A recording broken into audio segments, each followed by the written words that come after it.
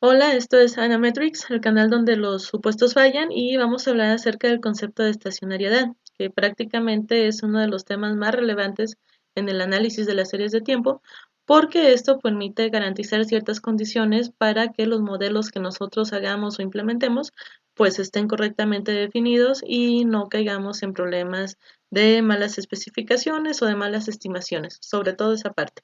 Bueno, vamos a ver algo de estacionariedad fuerte, estacionariedad débil, cuáles son las condiciones que tienen que cumplir y por qué este tema es tan relevante para el análisis de las series de tiempo.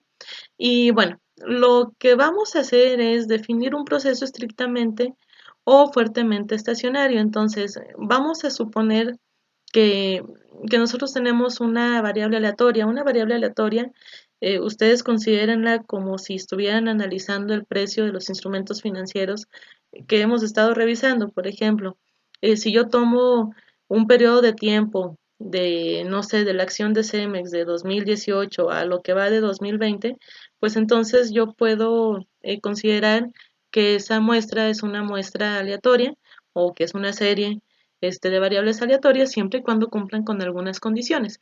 Entonces, yo voy a decir que una serie o que una variable es aleatoria para cualquier periodo de tiempo, siempre y cuando cumpla con la siguiente condición. Lo que vamos a decir es que el valor futuro que tiene mi serie en cualquier periodo de tiempo es igual al valor presente que tiene en este momento. ¿Eso qué quiere decir? Lo que quiere decir es, si esto es una igualdad, pues prácticamente lo que estaríamos diciendo es que este valor es constante, es decir, de una forma muy llana, lo que estaríamos diciendo es que el comportamiento futuro no tiene ninguna estructura de dependencia con el comportamiento que yo estoy teniendo en este momento, o el comportamiento que yo tengo en este momento no tiene nada que ver con lo que yo hice previamente. Es decir, lo que yo haga ahorita es completamente aleatorio a lo que pasó anteriormente. Y lo que yo haga mañana va a ser completamente aleatorio a lo que yo haga en este momento. ¿Sí? Entonces, lo que estamos diciendo es que no hay ninguna estructura de dependencia con los datos previos y eso asegura que una serie sea fuertemente estacionaria, ¿sí? Donde no hay esa estructura de dependencia. Y bueno, también la estacionariedad fuerte, pues nos indica que la medida de probabilidad para la secuencia que tengo en este momento, pues es la misma para los valores futuros que yo tenga sobre la misma variable. Otra forma de definir la estacionariedad fuerte es que la distribución de los valores permanece igual a medida que pasa el tiempo.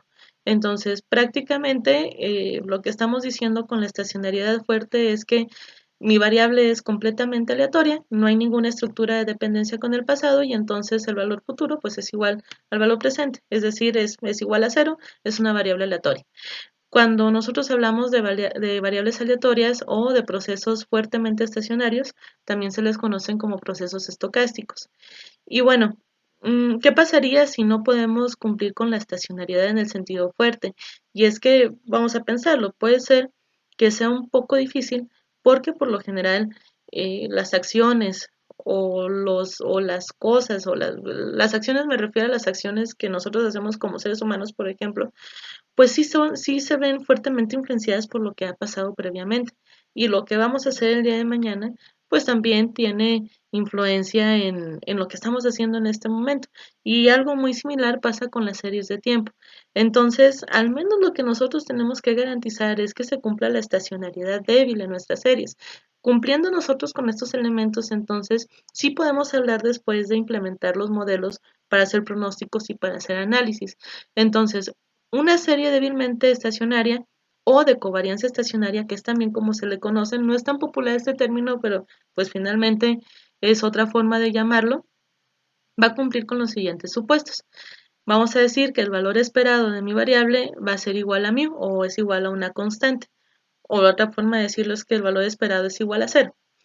También tenemos el segundo supuesto, que es el de varianza constante, donde el valor esperado entre la distancia que hay entre la observación o mi variable menos su promedio, y esto pues multiplicado dos veces, es igual a sigma cuadrada. Sigma cuadrada es la forma en como nosotros distinguimos a la varianza, ¿sí? Y finalmente, el tercer supuesto es el de la covarianza constante. Vean que aquí tengo algo similar, parecida a la varianza, pero con esta pequeña distinción. Y entonces lo que estamos viendo es que la distancia que hay entre dos observaciones, pues depende de la medida o depende, vaya, de la distancia que hay entre ellas, pero no depende del tiempo. Y entonces, si nosotros cumplimos con estas tres características, estaríamos asegurando que nuestra serie sea estacionaria en el sentido débil. Y con esto ya podemos hacer nosotros nuestro modelaje.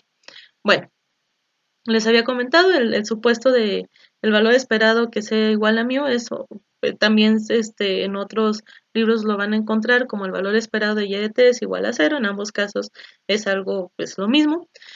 Y ya en términos econométricos, lo que decimos es que el valor promedio de los errores es igual a cero. Bueno, el siguiente supuesto de varianza constante también se le conoce como el supuesto de homocedasticidad. Y es que cuando, cuando nosotros tenemos una dispersión que es constante, pues entonces podemos decir que nuestros datos son homocedásticos. ¿Qué es esto de la dispersión? Recuerden que la varianza sale de la desviación estándar. La desviación estándar no es más que esto mismo, la distancia que hay entre mis valores observados menos su media, pero lo elevo al cuadrado y eso ya lo convierte en la varianza. Algo que vamos a ver en otros videos es que la varianza y la desviación estándar van a ser elementos muy importantes cuando nosotros hablemos de volatilidad, que prácticamente es lo mismo, y cuando nosotros queramos hacer pronósticos sobre esto mismo. Pero bueno, volviendo al tema. Mm, nos faltaría otro supuesto que es el de covarianza constante y el de covarianza constante pues nos ayuda a ver o a relacionar cómo Y se ve impactado por los valores previos.